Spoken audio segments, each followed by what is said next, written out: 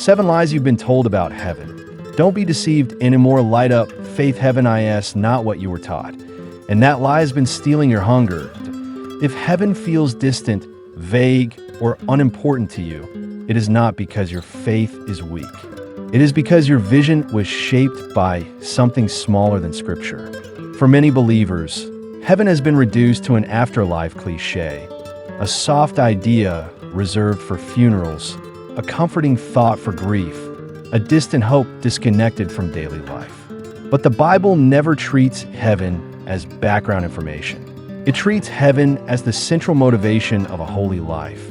The enemy does not need to convince believers that heaven is fake. He only needs to make heaven feel dull. Because when eternity loses its weight, compromise becomes easier. Sin feels lighter. Obedience feels optional. Calling feels postponable. A small heaven always produces a small life. Tonight, this message is meant to awaken what has been sleeping inside you. Not your emotions, your eternity awareness.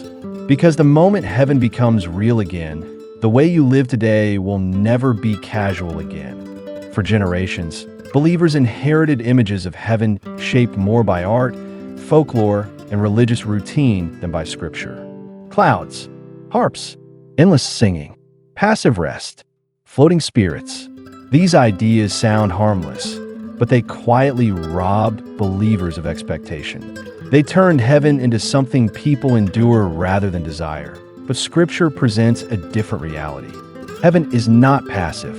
Heaven is alive. Heaven is structured. Heaven is purposeful. Heaven is closer than you think. And heaven was never meant to make you spiritually sleepy. It was meant to make you spiritually dangerous. Let us begin by tearing down the first lie. Many believers secretly fear that heaven will be boring. They imagine eternity as an endless church service that never changes, standing, singing, repeating, waiting. That image does not come from God. It comes from exhaustion and misunderstanding. God is not boring. Creation is not boring. Life itself is not boring. Even under the curse of sin, the world is still filled with beauty, complexity, rhythm, and creativity. Oceans move with power. Mountains stand with authority. Cultures create art. Minds solve mysteries. If a broken world still carries this much wonder, what kind of emptiness would exist in a world untouched by corruption? Scripture never describes heaven as static. It describes it as a kingdom. And kingdoms function. They govern. They build. They expand. Jesus did not speak of heaven as a spiritual retirement home. He spoke of authority, stewardship, and rulership in the age to come. Heaven is not the end of purpose. It is the environment where purpose finally operates without resistance.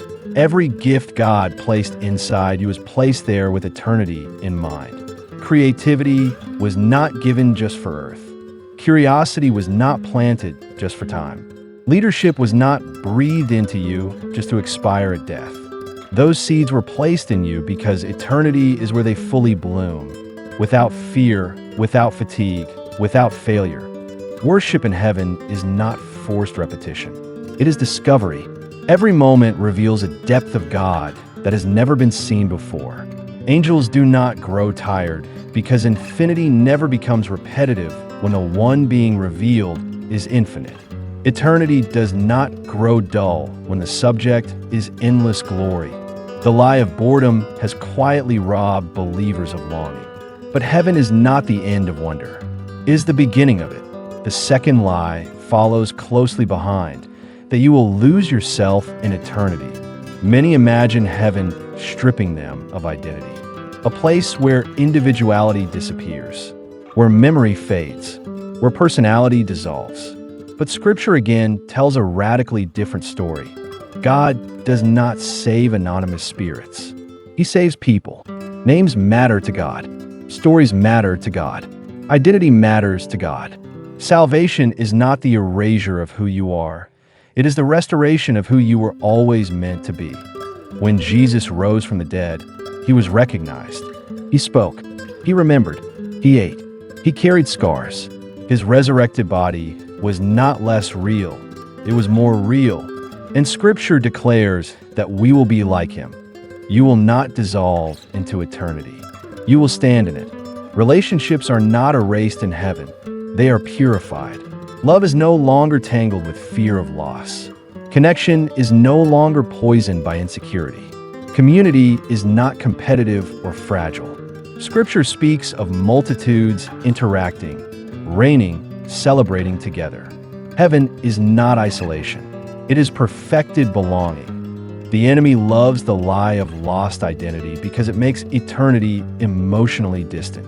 But heaven is the place where your God-given self finally breathes without wounds. Then comes one of the most dangerous lies of all, that heaven is a reward for being good enough. Human pride loves this lie. It sounds moral. It sounds fair. It sounds responsible. I'm a good person. But Scripture dismantles this completely. If heaven were earned by behavior, the cross would be unnecessary. Grace would be meaningless. Salvation would be a competition. There is none righteous. Not one. Heaven is not the finish line for the strong. It is the refuge for the redeemed. Entrance is not paved with effort, but with blood. The blood of Christ who paid a price no human could afford. Goodness does not save you. Belonging does. The lie of self-salvation comforts the flesh while quietly killing the soul. It keeps people moral but untransformed, religious but unredeemed. Heaven is not impressed with resumes. The only name that opens the door is written in the Lamb's Book of Life. Salvation is received, not achieved. And because it is a gift, no demon can steal it. No failure can revoke it. No human opinion can cancel it. This truth does not weaken holiness. It fuels it. Gratitude produces obedience stronger than fear ever could. Another lie must fall, that heaven is far away. Scripture never presents heaven as distant space. It presents it as another realm, intertwined, overlapping, near. When Jacob slept, heaven was not far. When Elisha prayed, heaven was already surrounding them. When Stephen was martyred, heaven opened. It did not arrive. The distance is not spatial. It is spiritual, symbolizes. Redemption reveals. Your prayers do not travel through galaxies. They pierce into a realm already connected to your existence. Worship is not shouting into the void. It is alignment with a reality more permanent than the ground beneath your feet. Death is not a journey across space. It is the removal of a veil. When heaven feels far, faith becomes casual. But when heaven is near, every moment carries eternal weight. Then comes another misunderstanding, that heaven is the final destination. Scripture reveals something far greater. Heaven as it exists now is temporary. Revelation does not end with souls and clouds. It ends with God dwelling with humanity in a restored creation, a new heaven and a new earth. Eden fulfilled, matter redeemed, resurrection completed. You are not preparing to float forever. You are preparing to reign. Physical existence matters.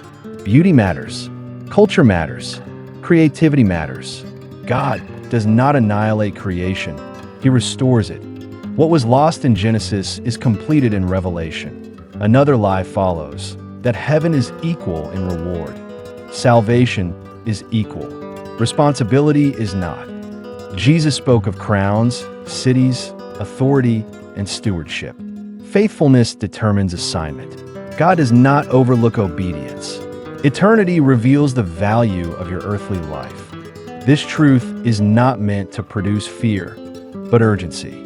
Your life is not a test you pass. It is an investment you steward. Finally, the last lie collapses, that heaven is free from responsibility. Rest is not inactivity. It is work without struggle. From the beginning, humanity was designed to steward, cultivate, build, and rule under God's authority. Heaven is where that original calling finally functions without resistance. Responsibility without exhaustion. Authority without corruption. Purpose without frustration. This life is training. Every choice echoes into eternity that if heaven is real, near, purposeful, structured, relational, rewarding, and eternal. How will you live today? Do not live like a tourist passing through time. Live like a son or daughter preparing for a kingdom. This world is not your home. It is your training ground. And if this truth has awakened something in you, do not silence it. Subscribe to Light Up Faith. Walk with us as we uncover the truth Scripture was never silent about. Share this message with someone whose fire is fading. And live in such a way that when eternity calls your name, you do not enter as a stranger, but as someone who has been preparing all along. Heaven is real. Heaven is near. And heaven is calling you awake.